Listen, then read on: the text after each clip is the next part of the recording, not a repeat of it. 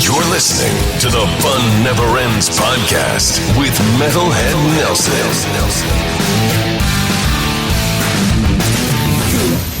Hey, welcome to the Fun Never Ends podcast. I'm your Metalhead Nelson. Usually I have my co-host here with Brutal Brett, but Brutal Brett's on his way home to Santa Clarita from work. I know I saw him today in the office. But today I have an amazing guest who's making his return to the podcast. None other than the one and only Mr. Robin McAuley, who is embarking on a European tour with Michael Schenker. He'll be on the road from the 27th of April through mid-May. If you're in Europe, catch them. They're amazing. And they just Robin just released with Black Swan the new record, Generation Mine. This album, Yay. I cannot put this down. Not to mention his solo record that came out last year, Standing on the Edge. You want to pick that up, both from Frontier Records. Go to Amazon, go to wherever, buy it. Robin, how you doing? I am good, sir. Happy Easter. Happy Easter. Yeah, I'm doing really good. Thanks for checking in and see what's going on. It's been a long time. I feel like the last time I saw you was at the old Rock Vault, or it was at the Grove Anaheim when I saw you guys with Oh my God, Schenker yeah. Fest. Oh, with Schenkerfest. That was an amazing show. Yeah. Hey, my God, so much as didn't the world just come to an end or something in the meantime? It all stopped and it was weird, man. It was a weird time. So Right? Yeah. I mean, I know that I think March 4th was my last Rock Vault, and it was really weird after that. You know, it's been 2020, and now we're up to 2022, and but it will start up again early June. Yeah. But a lot's happened. It's we put Shake the World out from Black Swan. that was an amazing record. Right Immortal Souls. before- plug. You know, and then the pandemic hit. I mean, people were going, "Excuse me, what just happened?" And it's still sort of lingering and all of that sort of stuff. So I leave.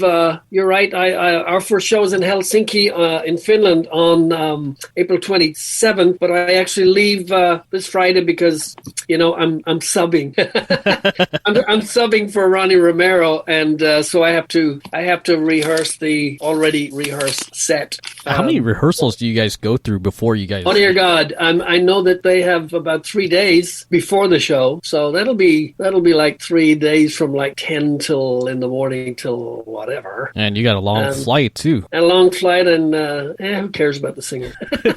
Hey, safe travels to you guys in the band, man. Yeah, we'll all meet up in Helsinki, and we'll rehearse for about 3 days, and then we launch into the first show in Helsinki, and then I think we have a travel day into Stockholm, I think in Sweden, and then off we go on our merry little trek. I think we go through Denmark and Poland, through Amsterdam, Germany, down through Spain into Italy, that sort of stuff. I was only supposed to do the last 5 that Ronnie wasn't able to make. And after I said yes to the 5, I got an email a couple of days later going, "Could you do the whole tour?" They always say, careful what you say yes to. Hey, but you're gonna kill it on the whole tour. Well, I'm singing a set that's already been, as I said, they already played the set in the UK. Yes. And it is Michael's 50th anniversary celebration. So it's a 2-hour show, I believe, and I'll be all on my lonesome in terms of singers. It's not like a Schenker Fest. And then when that's over, I'm back May 16th, I think, something like that. And I've already submitted songs for my follow-up to Standing on the Edge. And so I'll be digging in there for the second solo record. And then I have to leave for another short step to go back to Bulgaria. I have a show there. Right on. It's just me. And then when I come back, if the solo's not finished, I have to finish it. And then I have 2 more records to do. So Hey, you're a busy man, Robin. well, it's you gotta, we were doing nothing, and now it's like the floodgates are open. It's like bam. I like to talk about Standing on the Edge. I love this album, man. Say Goodbye and Standing on the Edge. Those are my top 2 favorite tracks. I love the whole album, but those ones just kick ass. And it's pretty cool that our release is on supposed to do now. Yeah. Yes. Yeah.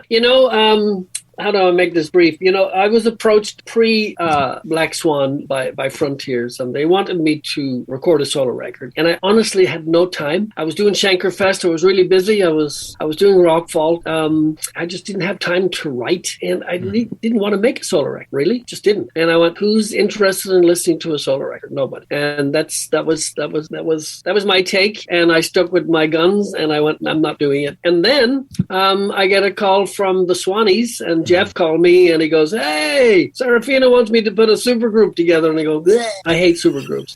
That whole title is terrible, man. So anyway, he already spoke to Reb, and he goes, you're the first, and you're the only singer I'm talking to. Please say yes. And I said, I'll say yes if you play bass. And I think everybody knows that story. He ended up playing bass. And we love the record. It's a great record. And we love this record, Generation Mind, even more.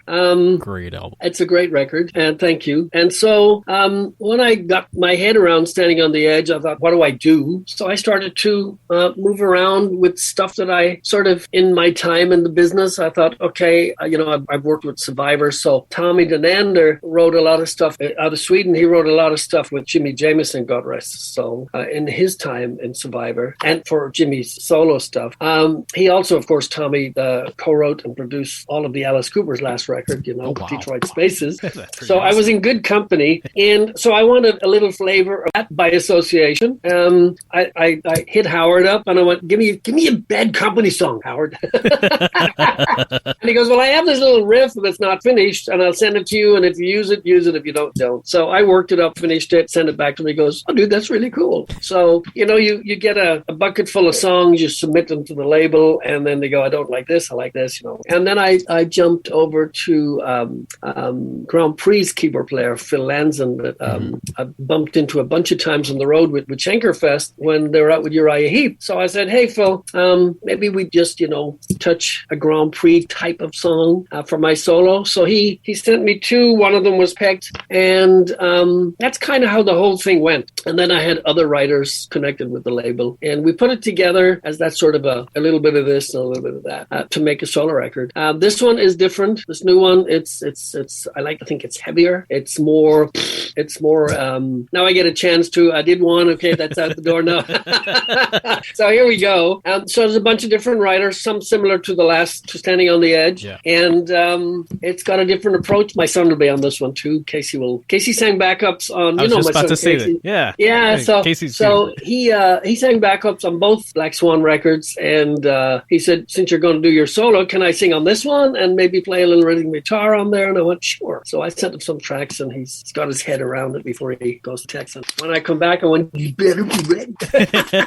But he's great. He's great. He's got an awesome voice. He's got it down now when we get into the studio, and it's great working with him because Daddy's very proud of his 6'3" tall boy. I have to look up at him. The mic, it's very awkward with the mic because I have to stand on the box. But it's good, and it's a lot of fun, and I find myself in a really good place. It's very positive, and I'm loving it. So will that's that what I do. New album have the same personnel as the album from Standing on the Edge, or will it feature? They will have the same players. Okay. Yes, that's the deal. So we can keep that sound cohesive. And Andrea Cerveso is just a great guitar player. He's just awesome. He's the awesome. Second I listened to that, I'm like, wait a minute, is that George Lynch? I know he hates that, and he's going, I'm sorry, man. He goes, of course, you get influences. He goes, but I like to think it's still me at the end of the day. And he goes, obviously, I'm influenced by this person and that guitar player and that guitar player, and it could be a tone, it could be a this, but I stressed. I went, I don't care what he's doing or how busy he is. I want him on this record. So we've already been chatting, and he goes, can't wait to do this one too. So that was a find, and he's a great engineer. So he basically works with Alessandro Del Vecchio, who mixed the Black Swan records and also produced and mixed Standing on the Edge. So we're keeping that rolling for the new one. I do have a title, but I'm not going to tell you. Well, I can't wait for that title. I can't wait for when it comes out. I'm not going to squeeze it out of you. Don't worry. So there we are. I said a lot. I wanted to ask you about the recording, and along with the Standing on the Edge stage music video. How did you go about recording that? Because it looked like you were in a auto shop. Yeah, Frontiers has a bunch of different photographers and videographers and directors that they place in different countries, and Enzo Mazio is the photographer for Standing on the Edge and for the Black Swan stuff, and he has since Standing on the Edge formed his own production company, and he found this amazing location out near oh my God, I'm having a brain fart. My son Jamie went skating to Tehachapi, kind of out that direction. Yeah. And it's down this sort of out in the middle of nowhere, really. And then suddenly you come across all of these like warehouses and all of these old cars and farm machines, and it is the best location. And they have old Lincolns, and they have all sorts of old Caddies and Triumph Spitfires and old Porsches and tractors and Streamlines, and you're going, oh my God, this is just purpose built. So, COVID was going on, and it was very scaled back. There was just myself, him, and two people from the video production company. And that was it. A team of 4 people. We did it out in the middle of the nowhere. And and we wanted to keep it fairly sparse anyway. The photo session we did downtown, I can't remember the street, but it's a lot of people do it. It's like under the freeway. Yeah. And there's tons and tons of graffiti, and then you can see the cityscape as the night closes in, and then you pack your things and you bail as fast as you can.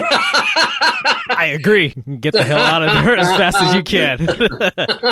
Nightfall's coming. Nightfall's coming, yeah. Right on. So it was a lot of fun, good stuff, and then of course they come up with new stuff when we get to Black Swan. I get called, dude, what's the lyrics about? And they're going, I don't know.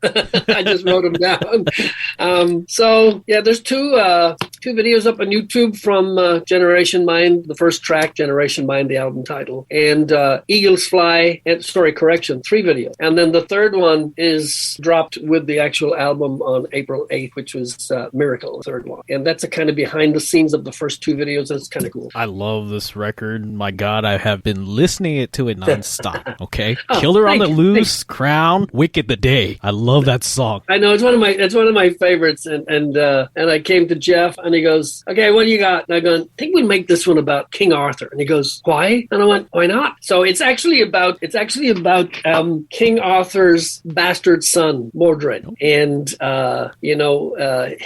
he had an affair with his sister-in-law, and out of that came that child. And then, of course, you're the rightful heir to the crown. And then I went, so there's a story. And of course, a battle ensued between father and son, and they were both, in the end, fatally wounded and died from their wounds, yada, yada, yada. But it makes for a good story. Oh, yeah. And the battle, it's literally about the battle. When the battle happened, it was, and Jeff goes, that doesn't sound right, Wicked the Day. You should. And I said, it's Old English, I'm not going to sing It's a Wicked Day.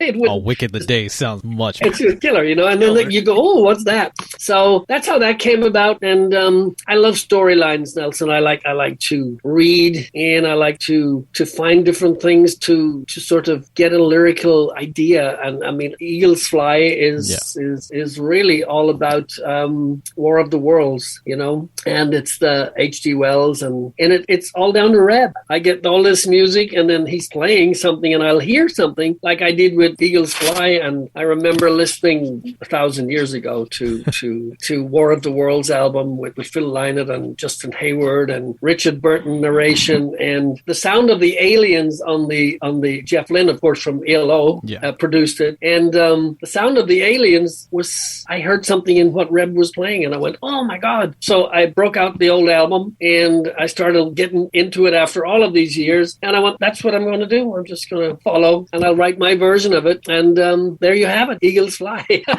Great track. The guitar I think it's a great piece of music. Yeah, it is. It's a great piece. It's complex, and it's got that long intro, and it's really cool. What was your favorite tracks that you wrote and that you sang on this record when you recorded it? Let's go with both your solo record and the Black Swan record, both first and second record. I don't know.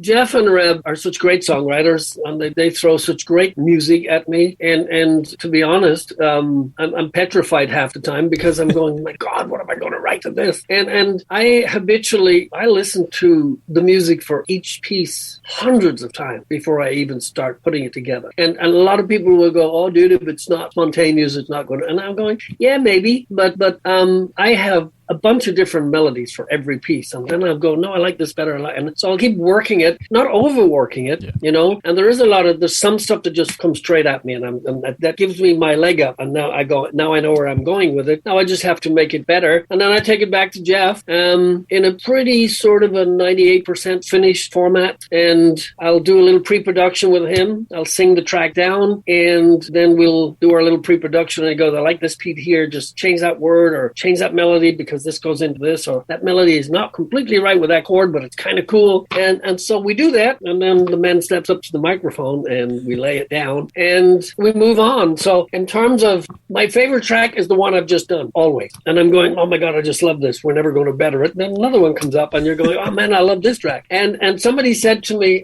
last week that apparently I had said when we recorded Shake the World, that I made the statement a number of times that it's the best record I ever made and it was the best I ever sounded. Jeff definitely gets the best vocal sound, bar none, as far as I'm concerned, that I've ever had on any record. And I think it's typical for a musician to always say, the record I just made is the best record I ever made, because otherwise, why are you doing it, right? So that's my escape door. That's my exit.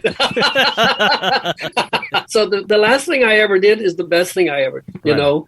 But he gets, he said when we recorded Shake the World, he said, I'm going to record you like you are, like the sound of your voice. We're not going to do all of this compression and all of this, no auto-tune, dude, raw vocals. You're right. And so he allows me, maybe more than anybody, to be me. And sometimes I go, oh, that's just a little too scratchy. He goes, that's what you sound like, Yeah.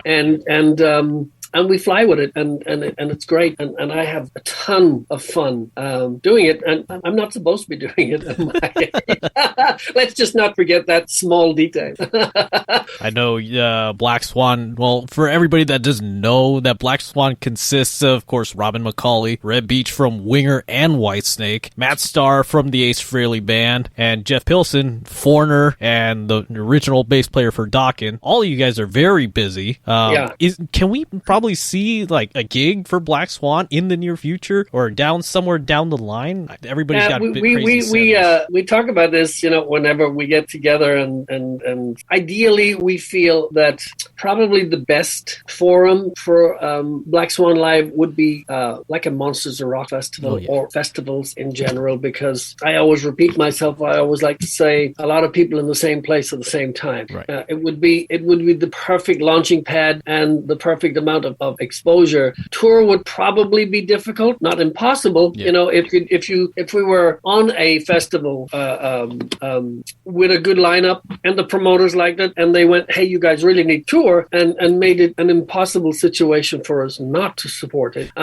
they would still have to work their way around Red Beach not being out with Whitesnake and or Winger, and Jeff Pilson not being out with Foreigner, and Matt not being out with Ace Frehley, and me running around somewhere in Finland. So those are the obstacles, if you will. But with planning, how does anybody tour? You plan it. You have to plan far enough ahead, obviously, because you can't just go, hey, I'm going to play the summer festival, because it'll be next summer already, because this summer is most likely taken care of. But there are always last minute changes that do happen. And I would love it. I think we all do. In fact, Reb at the video shoot, he came up to Jeff and he goes, dude, do you think we'd be any good live? And I think Jeff said, probably not. So that's the kind of humor. That's the kind of humor that's in them, And it would take work. You'd have to rehearse. You'd have to do the whole thing, because we'd want to go out and make it special and make it good. And I'm dying to see that artwork as a backdrop. Oh, I can't wait. I love the artwork. I think it's just awesome. I don't think there's anything else that looks like it. No, you've never seen anything like this. This is absolutely badass. Yes. And it's really good. And you know, they threw that at me because Jeff and Reb goes, hey, dude, you're the art. You have the art eye. You do it. You deal with it and then keep us posted. And I'm going, that's a cheap shot. You guys just don't want to do it, you know? And I had the idea for, oh my God, before the music started of what we would do for the follow-up on this one. And I was going down the road of the mask the plague doctors used to wear back at the time of the Black Plague. Yeah. And I can mess around with graphics. So I had That's right. You had a degree in graphics. Yeah, well, yeah, and I worked in graphics for years, so I started coming up with all of these images of, you know, a plague doctor's mask and a swan's head and all wild, crazy stuff. So I would send those off to the artist, and the record company was going, I don't like this. And I said, well, you know, it's not finished yet. And they wanted something very simplistic, and I'm going, everybody was going, no, I don't like that. And so we pushed, and I started sending colors from like Alien with the blue coal steel, and I said, oh, we need this color. And the colors in the beginning were not right. And then we got this sort of steampunk imagery going on, and we got the mask still going on and the goggles, and eventually we got it to where it was. And Stan Decker is the artist. He also did the first record, and he is just the man. The man is a saint because he has so much patience. And he needs to, because I just, oh my God, I kept going, no, we have to put this back in here. And sometimes you would take something out, and when I didn't tell you to take that out, put that back in, you know. So it was just tweaking, a lot of tweaking. And I just, you know, not because I was involved in it, but I think it's just line it up with 10 other releases doesn't look like any of them. Yeah. You know, that's what I always say. And I always like it to go, bam, that's different. And it's pretty current if you look at it in terms of, you know, the whole mask thing. And oh yeah, definitely. And no more masks, please, you know. I'm over it, to be honest with you. Over and out, sir. Yeah. So anyway, there you have it. Black Swan. Want to run through about the music video for Generation Mind. You guys shot that in an empty pool. I know. People were going, dude, what's the matter? No pool, no water? And I'm going, you know, that's a stupid question, so I'm going to give you a stupid answer. You know, when the director called me and he wanted to know what the idea was behind Generation Mind and Eagles Fly, because we were going to shoot them simultaneously. His idea was that he went with the lyrical content of Eagles Fly, and he worked backward. And he goes, so I want to mix it up. I want to use a little of both. Uh-oh. What just happened? You're still there. What did you do? Where did you go? I'm still here. Hold on. I don't see you. I'm still here. I can hear you for sure. Hello. Yeah, I don't know where you disappeared to, my friend. Are you on the phone? Oh, there you go. Oh, I hello. have no idea. So he basically worked backwards, and he found this near abandoned house that apparently is used for a lot of murder mysteries. Oh, that's pretty cool. And that sort of stuff. It's kind of desolate. The pool has no water. And he thought, wow, since the kind of the storyline behind War of the Worlds, you know, the aliens are coming, yeah, and people are just trying to escape. And then he picked that young couple. It was kind of like their last hurrah before the aliens came and got them. And so they're in this abandoned house, and they're sort of hiding down in the pool and hiding in the trees and that sort of stuff. And he thought it would be a great location. And from Eagles Fly then back to Generation Mind, which is that's put you into that sort of disarray, disorganized, and yet forward thinking of a new generation, because they are very forward thinking, and that's kind of what the song was initially about. They don't think like this generation; they think way, and they have different ideas. They don't particularly listen too much, except to their own ideas, and they have got brilliant ideas. Some of them are just this Generation Mind. They follow, and sometimes they fall down a hole like most of us do, and that's kind of what the song is about, you know. Yeah. It's like having everything and never being satisfied, basically. Absolutely. And that's kind of what it is. And you're born with a silver spoon in your mouth, and you're going, but it's not enough. off. And that's kind of what the song started out, and we just took it and ran with it from there, you know. I feel like if it's an abandoned home, like very how you described it, I feel like Killer on the Loose would be a perfect place for that. Well, Killer on the Loose would actually work because it's, you know, the murder mystery, and Killer on the Loose is actually about the London. I'm having a brain fart. Jack the Ripper. That's literally what Killer on the Loose is about. I just watched the whole series also, which was very useful when you're writing lyrics. And you know, he was never caught. And somebody else pretended to be him and was sending letters into the police station at the time, and everybody wanted to be Jack the Ripper. And it's amazing how that period fell right as World War II was coming into London and the fire of London, because it was a kind of a cover, and there was so many different serial killers that sort of came out of London in that sort of mid to post World War II, because there was so much mayhem going on with the bombings and everything that they were able to get away with stuff, because they could hide bodies and go, it wasn't me, it was the bomb. You know, but the police were amazingly investigative, if you will. There was a lot of new stuff came out of that period. DNA was discovered actually in the UK. Fingerprinting came out of Jack the Ripper time, because they went, how do we catch somebody that's so elusive? And so, you know, again, it's a storyline that has been told, but I used it for Killer on the Loose, and it's a great song. It's a great song. Thank you, Jack. I don't mean that really, you know. You know, these I have blasting every time I'm going down the road. I'll have my windows rolled down, driving down the road. You have to, man. I my have fiance's house, and I'm like blasting it on like max. Play it loud. Play it loud. Yeah. So, yeah, but I do. I you know, you ask. I'm sorry. I go off on tangents. Oh no, I get excited about the stuff. You know, I love your stories, man. No, it's good. It's good. It's all good stuff. Last time when we spoke was quite some time ago. It had to be right when that whole thing that happened in Las Vegas that just happened with the whole country thing. Oh my God, the Harvest Festival. I believe. Yeah, it was with the shooting you're talking about. Yeah. Oh dear God. Yeah, that was the last time we spoke on this show. Yeah. And I believe you were telling me that. I'm so here. Go ahead. Yeah, I escaped that one because I should have been at the traffic lights. Yeah. Right down beneath the Mandalay, which is how I would. And it was Wednesday night, and that's how I would drive home from my Thursday, Friday days off. And Shortino actually texts me, and he goes, "There's a shooting." And at that time, reports coming in were there were 4 shooters right at the crossroads of the Excalibur and the New York, and then MGM, and then they found out that it was up at the Mandalay, and so Phil Suzanne actually was in the car with That's me. Right. You were saying you give him a ride home after the we gig. came out, and fortunately, Shorty says, "No, don't go the way you usually go," and we wouldn't have been able to get out that way anyway. But 10 minutes earlier, I quite possibly would have been right in that trajectory. And there by the grace of God. And horrendous. Just horrendous. Yeah. We used to watch Harvest Festival when we were at the Tropicana. We'd come out the stage door at the back, and we got a full view of the show, and it was just all those were people, man. It was a crazy time, yeah. God rest crazy time. Yeah. Crazy.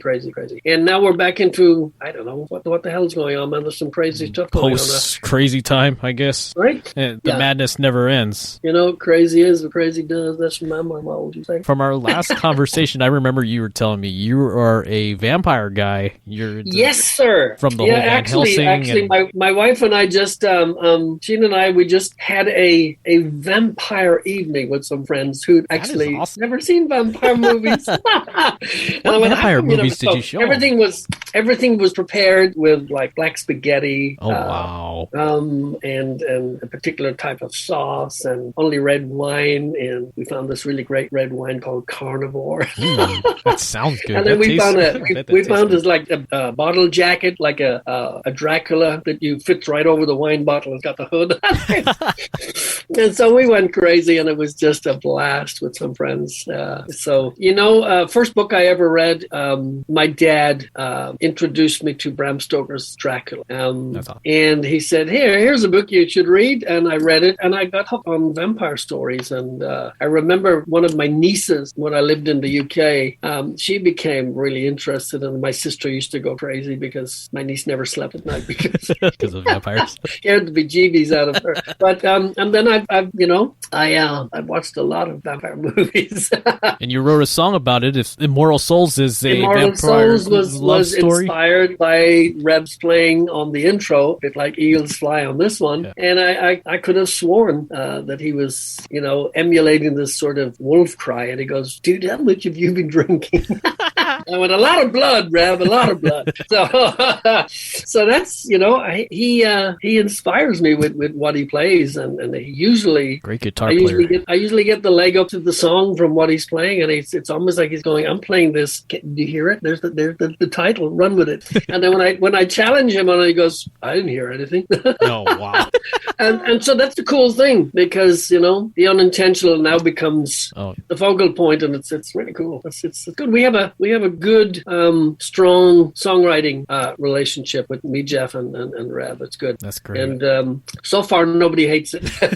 That's always good when everybody is on the same page. Everybody loves each other. So yeah, because at the end of the day, it's a little conceited, if you will, because we go, "Dude, it's a great song." Well, of course it is, because we wrote it, kind of a deal. But then it has to go out to general Joe public, and they may go, "This biggest load of crap I ever heard," Yeah. But we've had a amazing reception to both records. We're absolutely blessed in this day and age when there's so much music. Yet again, so much music been released, and I think I just saw something earlier today. I think we picked up number 4 best new artist. Congratulations to that. Yeah, a whole bunch of new positions coming in. We've been getting like 5-star reviews, and I'm going, "They talking about us?" Yeah. Yeah. So it's what can I tell you? As I said earlier, at my age, I should be, Hey, you're rocking and rolling, still looking good, man. You're still kicking ass out there. I still love what I do. So thank God. Ain't over until the fat lady sings. You can't say that anymore. That's probably not politically correct. Yeah, there's certain phrases you can't say anymore, which is weird. So. Yeah. Cheers. I suppose you can't say that either. Cheers. I still can say that. If they can still have the TV show running, why not? Oh, man, I just love that show. I wanted to ask you about the last 2 Michael Schenker Fest albums. Yes. Resurrection and Revelation. Talk about the whole writing process between those 2 albums. Yeah, they're great songs that you sang on. I have very little to do with any of it. Resurrection, I wrote the melodies and the lyrics to Heart and Soul, I think it was. And really, Michael would put the music together, and he works with Michael Voss, his longtime producer friend. And they really compile the music, and then they send out, in the case of Schenkerfest, they send out, 2 tracks each, whatever it is. And we will write lyrics and melodies, and we'll come back and record the stuff, move on to Revelation. Most of Revelation was written by Michael Voss and Michael. Most of the lyrical content by Michael Voss, and we just came in and sang on it and made some changes or whatever that was more suited to us. And that's usually the process there. Yeah. Michael relies heavily on Michael Voss, and he's forever changing. That's a good thing with Michael. He moves along, and now with his 50th anniversary, he has Primal Fear singer on there, Ralph Shippers. He has Ronnie Romero, obviously, and he has I think he has the singer from Halloween on, I forget who, on Universal on the new record, and there's a song on there that I get a chance to perform, which I really, really like. I don't think it's actually been performed live. I might be the first one doing it, and I didn't record it. It's called A King Has Gone, and it is just a great song. And of course, he has a new single. He has a new single up on YouTube from Universal called Emergency that Ronnie sings. So, and I don't know if Ronnie's performed that live either yet. So now I'm singing material from other singers that hasn't been released yet. Nobody better than you to sing it. I hope I do it justice. It's important for me when you're doing something like that to keep the integrity of the song. A lot of singers will go, "Oh, well, I'm going to sing my version," and I'm going, "Don't do that, because then it's a different song." So I hope I can take it to the finish line and do it justice. I'm pretty sure you'll do it that's justice. All I can do. You'll kick ass on it, man. It'll be fun. It'll be fun. Speaking of which, since you're subbing in, is there any Macaulay Schenker songs that's on the set? I know you probably can't say. Well, I'm going to say no, there isn't. That was easy. No, again, this set is preordained, if you will. It was a set that was structured for the new. Of course, we have performed songs from Revelation and Resurrection. I think we do Sleeping with the Lights On, a Warrior, and that sort of stuff. So all the stuff that's current on the current records is what we will be performed. And then some old MSG, and of course, my all-time favorite, the big block of UFO songs. And that's, maybe I shouldn't say, but that's probably my favorite part of the night because those songs are just timeless. You know, you do Shoot a really good justice because I've listened to that on the live album and the Blu-ray. You kick ass on it. I love it. I love the UFO stuff. You know, it's not a coincidence that the likes of Eddie Trunk, Strangers in the Night, I think is his all-time favorite record. You know, words from his mouth, and the songs they're just amazing. You know, we're doing a good bucket of songs from UFO on this tour. You know, Shoot, I love. Of course, Let It Roll is one of my big-time favorites. You know, and everybody knows the classics like Doctor and Rock Bottom. And you can't leave a Schenker show without getting them. But it's the other stuff I love, like Natural Thing and all that. That's just, you know, I'm getting goosebumps now because I just love that stuff. And I should be over and tired of it, but I'm not. It's just great songs, you know. I remember hearing a UFO song, I'm a Loser, and I really love that song. Yeah. I tell you another one that's never performed, Mother Mary, you know, it's another great. There's so many songs, you know. But, you know, next show. Yeah, I wanted to do a little something and get to know Robin McAuley, if that's all right with you. Of course.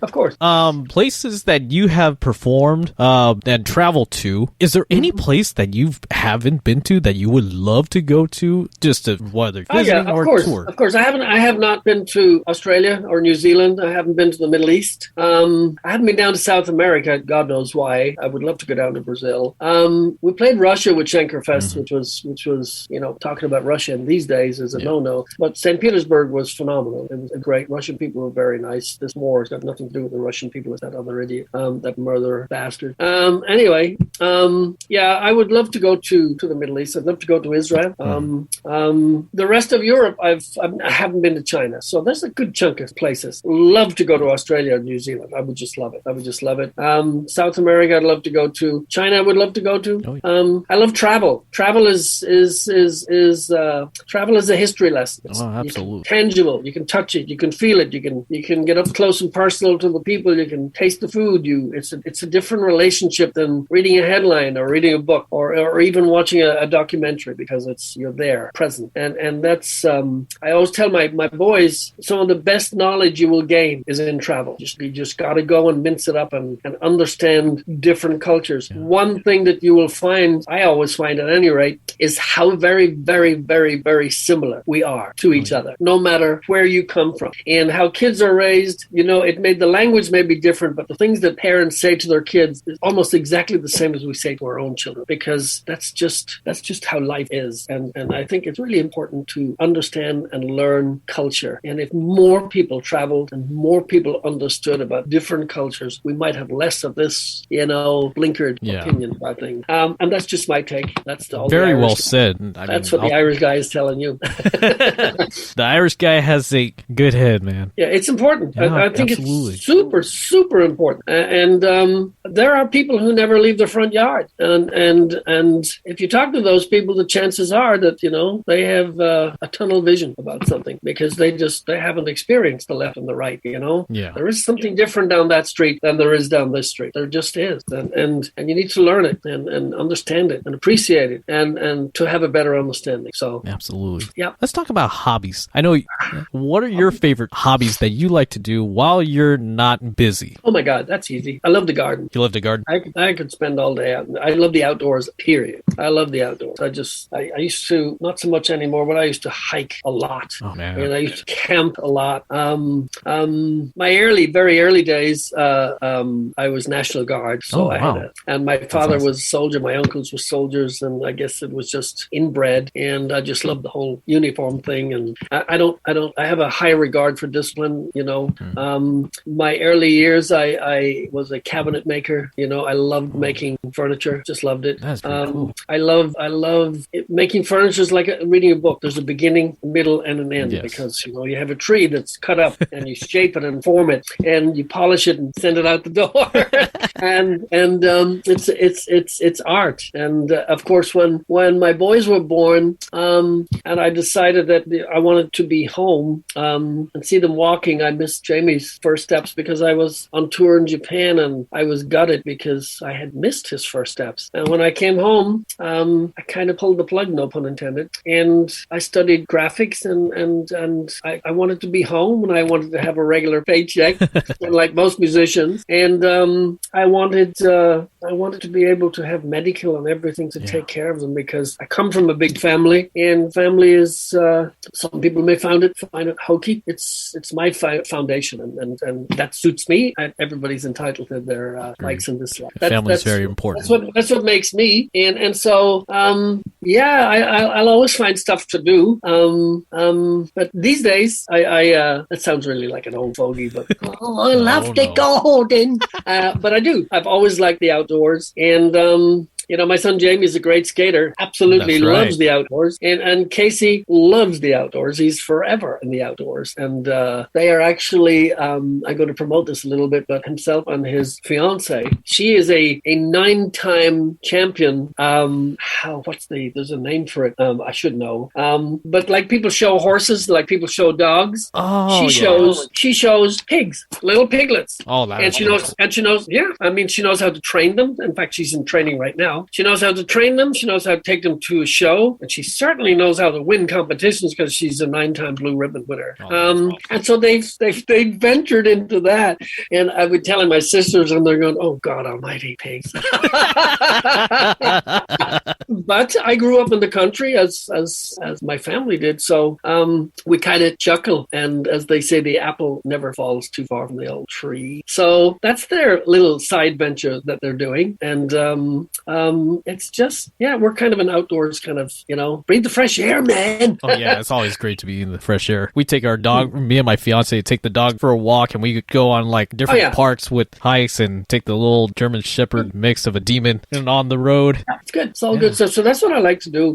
Don't get a chance to work with woodwork anymore like I used to, but I did it for years and years, and I dabble in graphics if I want to, but I don't typically do it. I'm so busy with there is something on the side that I've been doing for about 6 months. I'm working with an Italian composer who writes movie soundtracks. Ooh. He also writes a lot of sound bites for Netflix and HBO. And he wanted to sort of expand on what he was doing. And I was introduced to him, and he goes, can I send you some stuff and see what you think? And he sent it to me, and it was something I've wanted to do, like big epic symphonies for a while, and just to play around with it. And so we have worked about 6-8 pieces already. And it is a complete left field from anything that I've ever done. It goes from anything that sounds like something you would see on the Netflix series The Vikings to an old Western movie, and it's all of those sort of sounds, and it's I get goosebumps because I'm going, oh my God, I so desperately want to do this. So after the solo thing is done, I'll be launching into making sure that gets finished. Oh, I can't wait for that.